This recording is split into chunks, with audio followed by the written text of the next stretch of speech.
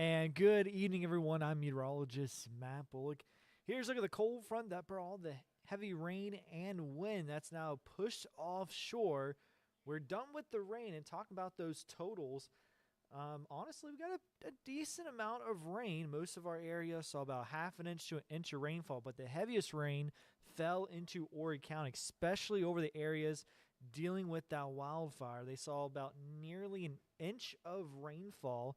Again, near the Avalon area, about 8 tenths to 9 tenths of an inch of rain. So, not enough to extinguish the fire. We're still going to see that peat material and also the woods and that brush still begin to smolder. But anytime you have that rain, just like a regular bonfire, when you dump water, the coals are still hot, but you all get that smoke too. So we'll start to see that smoke returning as we head into tomorrow. So here's a wildfire update as of 6 p.m. Good news here with that rain. We saw that containment go up to 44%, where earlier it was at 30%.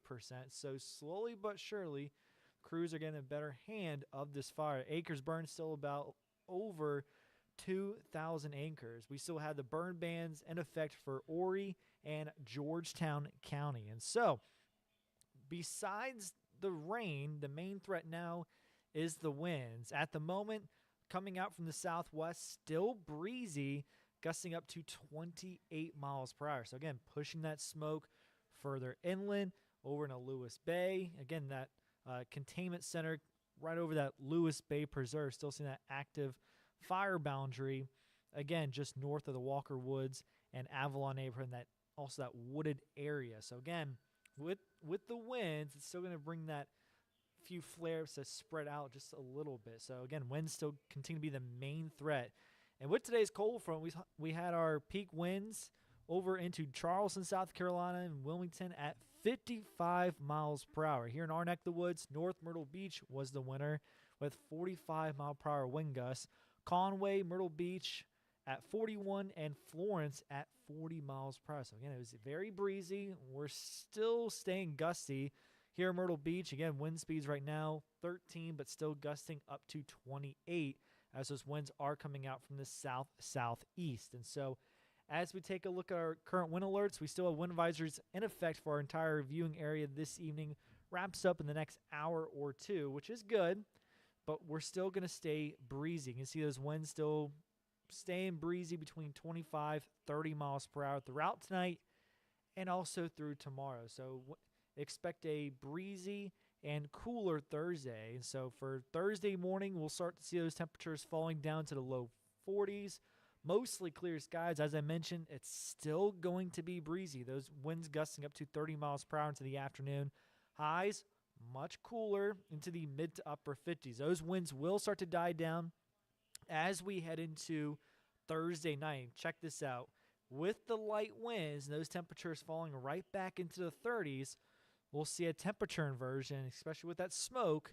We're going to see that super smoke or that super fog making its way down into the surface. With that super fog, we're going to see that thick smoke like what we saw into Sunday and Monday morning. And so, as we talk about the smoke forecast, tomorrow, patchy, but into Friday morning, we'll see that thick smoke returning to the forecast and staying patchy into Saturday. And so, as we look at your air quality alert, we still see that air quality alert over into Horry County. That will continue for quite some time until we're done with that wildfire, until officials get away from that air quality alert.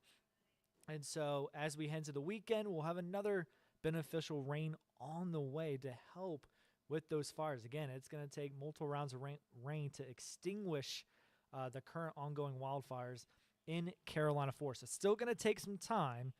Right now, still at 44% containment. So let's time it out. As we enter late Saturday night into Sunday morning, we'll have another storm system bring a nice little soaking rain. No severe weather is expected.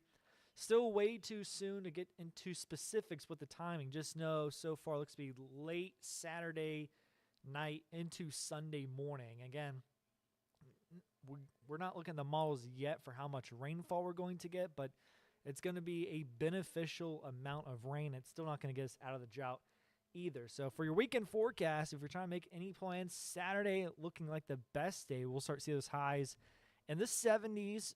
Will be dry, and then as we end a Saturday night, we'll have those cloudy skies, rain arriving late, and seeing those scattered showers into Sunday.